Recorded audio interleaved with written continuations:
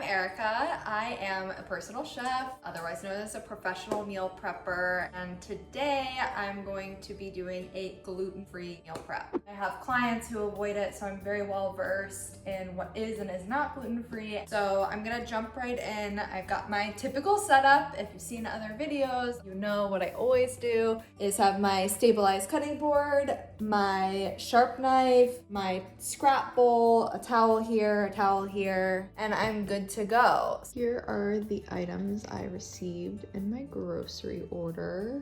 Here are the items that I pulled out of my own pantry that I'm going to use today. And so I want to talk a little bit about the menu. I'm about to cut into this onion. I'm going to be using it for a millet pilaf.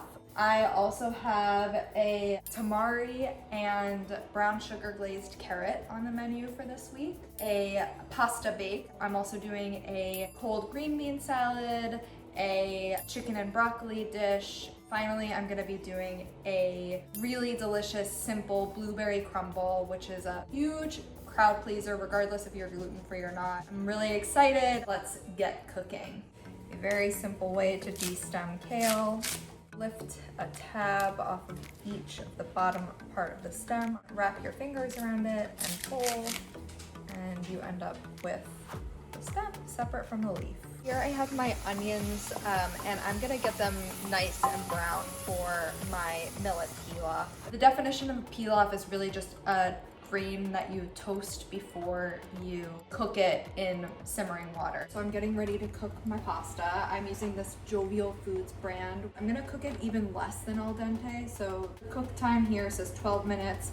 I'll probably cook it 10, 11 at the very most. I always undercook gluten-free pasta just because it tends to go very gummy. Gluten-free pasta in particular can be really sticky, so if you don't stir it, you risk the pasta sticking together. Once it is boiling and doing that rolling boil, the water does the job of stirring it for you, so it can be left alone at that point. Here's a good example of what multitasking looks like. What I have going on right now are my onions going for my millet. This is my pan. I'm heating it for my chicken dish.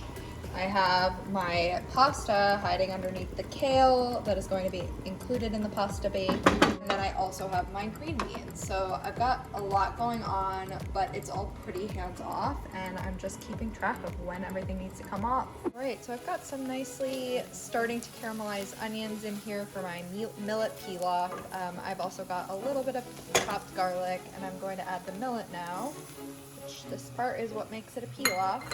I'm doing a millet pilaf instead of a rice pilaf. Millet is a great gluten-free grain. Other examples of good gluten-free grains are obviously rice, buckwheat, quinoa, and amaranth. It's really great in porridges. If you double check the label, oats can also be gluten-free. I'm just going to stir for between 2 to 5 minutes, and then once that's done, I'm going to add the water and cook it just as I would rice. It does have a kind of couscousy texture. Couscous is actually pasta, so it is not gluten-free, but this is a good sub for it.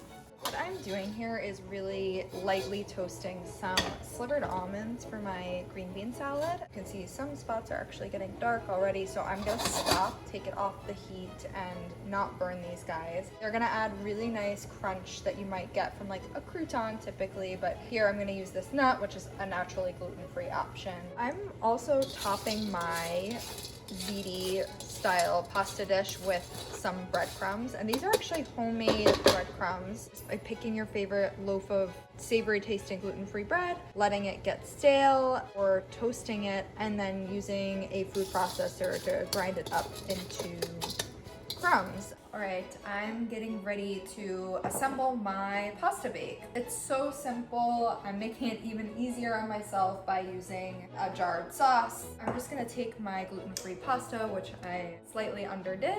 I also blanched the kale in the same water with it. Now I'm just gonna pour in as much sauce as it takes for it to be very well coated. It's also going to get some cheese and the breadcrumbs, and then we'll go into the oven. So it's a really hands-off dish, and I love it as a gluten-free pasta option because having it baked really hides if you do have a textural change. It's a great option for hiding the fact that it's gluten-free.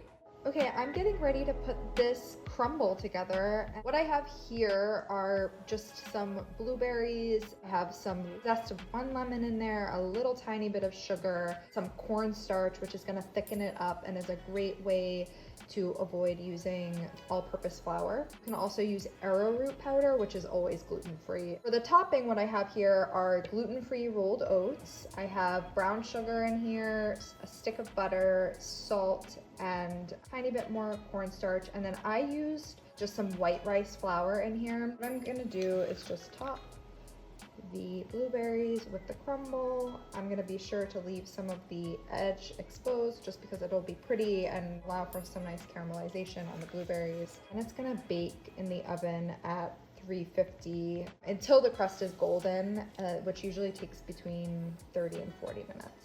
All right, I've got a very hot pan here and then some chicken breast here. It's coated in cornstarch and salt. The sauce I'm using is really simple. It's tamari, which is a gluten-free substitute for soy sauce. Some tamaris are not gluten-free, so be sure to check your labels. And then it also has maple syrup, garlic, ginger, and a tiny bit of toasted sesame oil. So what I'm gonna do is get the chicken cooking.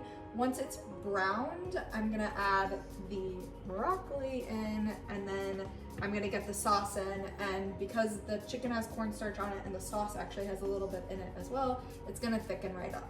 Chicken and broccoli dish, almost done. You can see the sauce is a nice thick consistency. That's just the cornstarch, and like I said earlier, you can definitely sub in arrowroot powder if you're very concerned about gluten.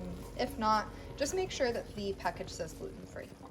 Here we have our gluten-free meal prep. We have 3 or 4 servings of this millet pilaf that's very similar to a couscous dish.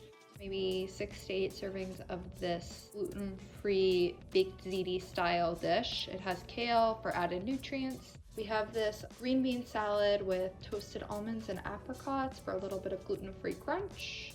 We've got our blueberry crumble. I used a sweet rice flour instead of a regular flour with some oats to make my crumble topping.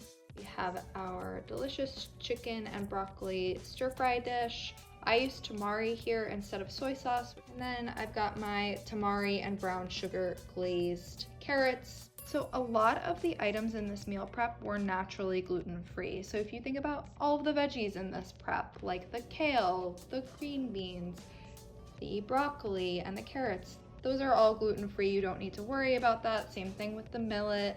There are only a few items in this specific prep that you're going to specifically want to source gluten-free. So just make sure that you're looking out for gluten-free labeling on things like that. That is it for me. I hope you have found it informative and had some fun cooking along with me as well. If you want to follow along with me more, you can check me out on Instagram at fresh.erica. You can find my blog at fresherica.com, where you will also find a lot of gluten-free recipes. Thank you again for coming along, and happy cooking.